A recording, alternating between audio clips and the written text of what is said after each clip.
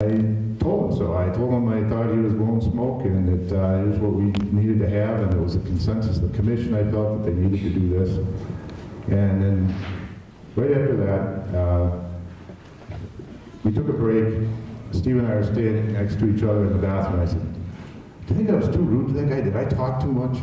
And he looked at me and he said, "Bill, if you were a girl, I'd kiss you." And that was quintessential Steve. I just want to say one other thing about Steve. I used him once. Okay, two other things. I used him for a sociology paper that I had to do, a capstone project, and I decided to talk about volunteer involvement in our town and what drives people, what kind of things, and you can't go interview 200 some people. So I chose 3 and used 2 for the project, and Steve was one of them.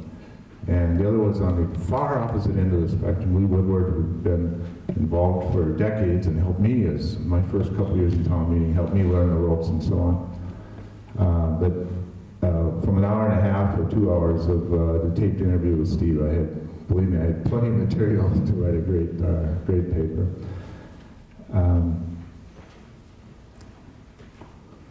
Steve embodied a line that I heard many years ago, Dave Mason's song. The title is "You Shouldn't Have Took More Than You Gave." And it's not really about volunteering or being involved in your community or anything. It's really about a love relationship that went wrong, I think. But the chorus stuck with me, and I think Steve gave more than he took.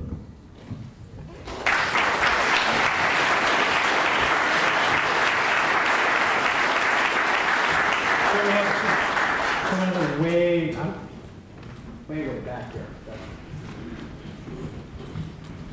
And I'm going to look over at Patsy. We're good on time? Okay, I'll be very, very brief. My name is Barry Fonseca, and my connection to this is that very rare black furry thing you see at the Czechoslovakian cheese hound. I'm a member of that club, and we came here. There's a group of us back here. And we've known them both for quite a while. I think the first time I met Steve was at a dog show, actually. And Steve came over, and at the time we were showing our chow, and he said, "I got to get myself one of these." And soon after that, he had one, and he's had a bunch since. He's been very active, Christine Bolton was very active in our club. Christine has served as Vanna at many of our auctions, brought in tons of cash for our club. I can't say enough nice things about them. I also can let you know that recently we had an issue with our club that we needed some help. And Christine said, "Well, Steve knows all about that law. He can kind of get you through some of these things. He knows Robert's rules." So we scheduled a meeting at their house. And to make a long story short, Steve took care of everything probably in about 10 minutes. And after years of doing battle, stunned the people that we had an issue with. So now the club's all back to normal. Everyone's having fun, and it's because of him, because of his hard work. It's that way. Steve is very much like a chow dog. He's loyal. He's devoted to a cause. Maybe, yeah. That's true, and they both kind of have that same coat, I guess. Definitely furry, without a doubt. Definitely furry.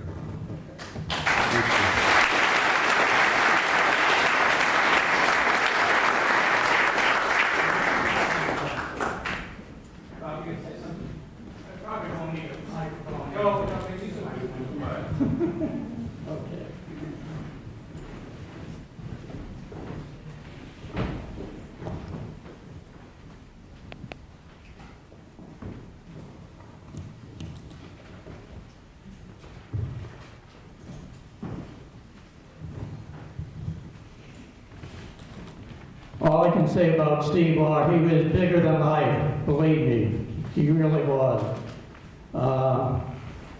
I happen to be a native of Framingham, okay? I came from the south side, okay? On Leland Street where the MCI is, okay?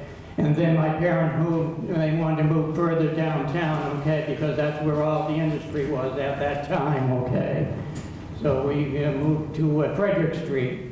And on Frederick Street, we had a big house, porch, okay? And I could go outside the porch and I could see down the end of the street the memorial building. And so I became a precinct member of Precinct 14. That was before it was realigned. But I have some memories of him anyway I wanted to read. My name is Bob Haggerty. I came from the Callahan Senior Center. I once too served with Steve Orr as a former town meeting member. Steve was truly a champion of the town of Framingham. He was dedicated to the service of those in need on the boards and committees, always with tolerance and respect. And he was a great help to my own personal life, okay? Many times he came with the framboards and everything and trying to get me to unravel wood, framboards and everything, okay? And many times he would see me at the summer concert series over here on the concert. So I remember Steve quite well, and we did serve him, okay? Out of the kindness he believes in helping neighbors, okay? That was his main theme, okay? And here is an ode to peace in the words of St. Francis of Assisi. And let me read it. Lord, make me an instrument of your peace. Where there is hatred, let me show love. Where there is angry, pardon.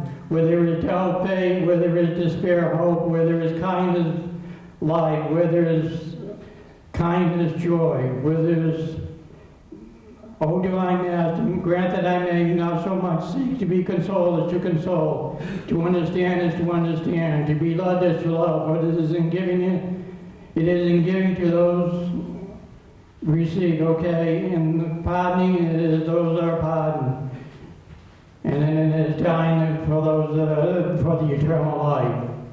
Words of St. Francis.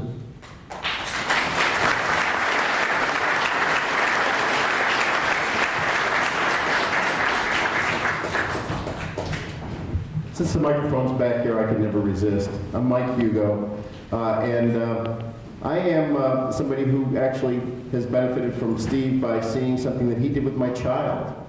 I would stand in the common at the concerts and debate with Steve about everything. You know, the time the sun went down, we couldn't agree on anything. And my son, who was at the time a sophomore in high school, came over to me. And as I walked away, he said, Dad, why do you waste your time with that guy? You get so pissed off every time you talk to him. And I said, you never listen to it. I said, next time I get into something with him, listen. I said, because this is a guy who has diametrically opposed opinions about everything that I do, and we agree to disagree. We debate with respect. And that's the word that I used in my Framboise posting was respect. I've never seen anybody who could go through a debate with total respect for the other side. He listened to me every time before he told me how wrong I was. He corrected me. You noticed in my post I said that he corrected me more times about more things about what I was wrong about than my parents did. It was unbelievable. In fact, I remember one time at one of the concerts coming off the stage when my band was playing, and Steve came over to me and he said, you know, I don't think I would have sung that song that way. I was going to call him up. I thought that'd be kind of cool, bring him up on the stage and have him show us how he would sing the song. But we didn't do that. Let me just mention, it was proven that he had perfect pitch, so you know. Well, that's something I never claimed to have, so he's lucky. But I just want to say this, that Steve was one of the most respectful people when it came to listening to your side before he tried to eviscerate you with his opinion. But if we could have more of that in our town meeting, if we could have more of that in Washington, if we could have more of that in our boardrooms, if we could have more of that on the comments after Metro West News, I think that we could all learn something and honor Steve by having a little respect for one another and listening. You know, my wife Beverly, we were driving by a church one time and she said, that's my line, I'm going to live by that line. There was something out front of a church that said, before you point a finger, lend a hand. And I think that that really applies to what Steve Orr was all about. And I just hope that one thing that we all gain from knowing Steve is a healthy respect. Even though we don't agree on everything, we should be respectful of one another's opinions and listen. So thank you.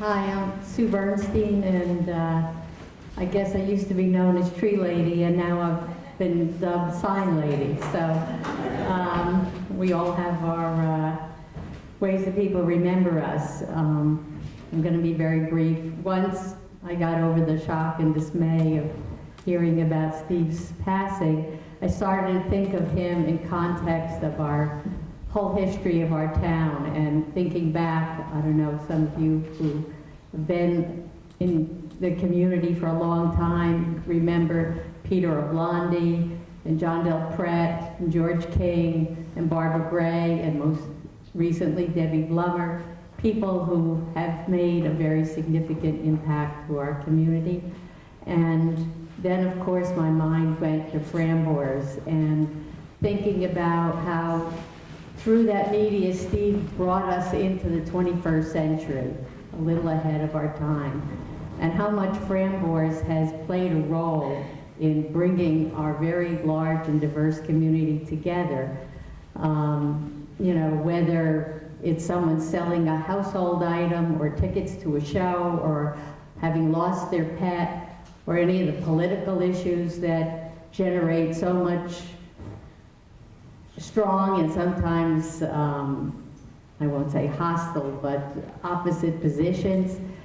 It is a way for us to communicate, and when you read the comments that people posted on Framboers about Steve, it shows what an impact that one thing that he donated to Framingham in terms of Framboers will forever make a difference in our community. And my thanks to those people who have taken it upon themselves to continue that, so we have not lost that way of everybody being able to share their thoughts, their feelings, their emotions. And I think that will be one of the things, in addition to his quirky beard and his chows and his concern for the environment, that will make Steve one of those people who will go down in history as making a significant impact and improvement to our community. So he'll be very, very missed. Thank you.